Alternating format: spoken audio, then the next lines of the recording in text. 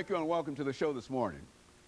The topic this morning is Islam and Muslims in America at the 21st century. And of course we have with us to talk about Islam and Muslims in America at the 21st century, Dr. AAl-Hadid.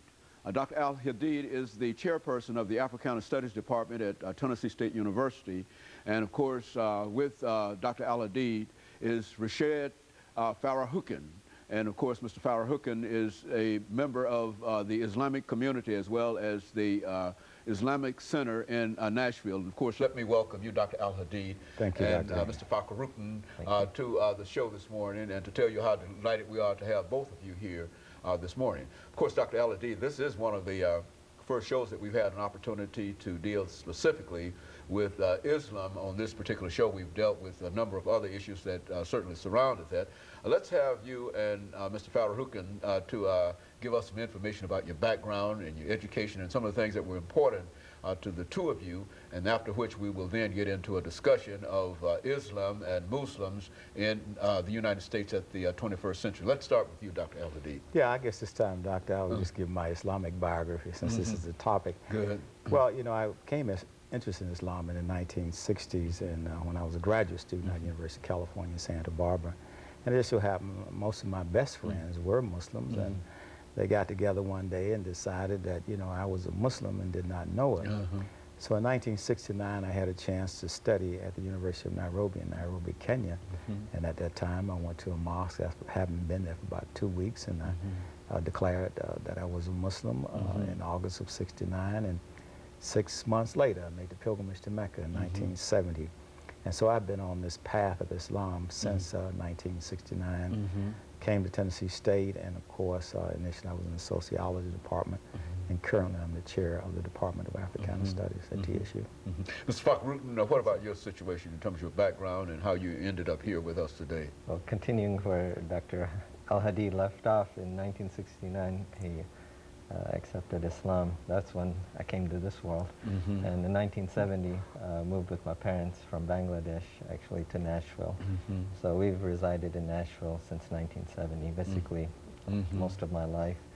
I've studied here, went to elementary school, high school, attended MBA in Hillsborough High School, went to Vanderbilt University, studied engineering, and attended Georgia Tech for my master's, and I'm an electrical engineer by profession, work at Nashville Electric Service in the engineering department.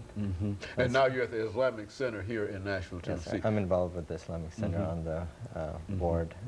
I'm Director of Education and Outreach. Dr. AAl-Hadid, you're familiar with what we try to do in terms of trying to elicit as much information as we possibly can from our guests relative to whatever the topic is. Let's have you to deal with the overall topic that we're dealing with today, and that is Islam and Muslims in America at the 21st century. What are we saying in terms of identifying such individuals, and where do these groups stand at the 21st century? Yes.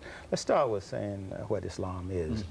Islam simply is a religion that comes out of the tradition of Abraham, and it's a sister religion to Judaism and Christianity, and however it comes through the line of Ishmael and Hagar, as opposed to going through the line of Abraham and Sarah. And this is a monotheistic religion, and it simply means submission to the oneness of God. And it's based on 5 pillars. One pillar is that there's no God but Allah, and Muhammad is the last and final messenger. The second pillar is that all Muslims are obligated to pray 5 times a day, from dawn to noon, afternoon, evening, and night. And then they are also obligated to give charity. We are supposed to give approximately 2.5% of our wealth in charity. It's like an income tax for the Muslim community.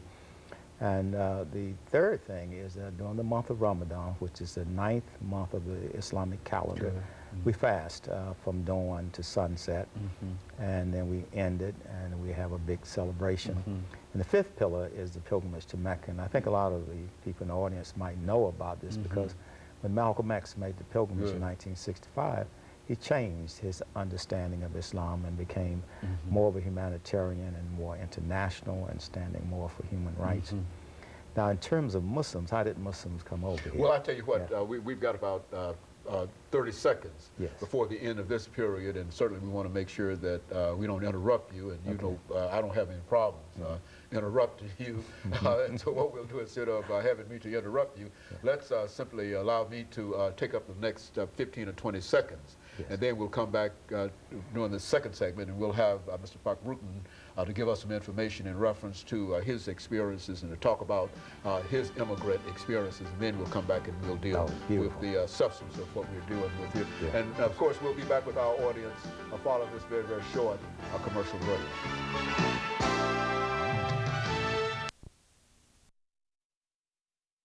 Talking to Dr. AAl-Hadid from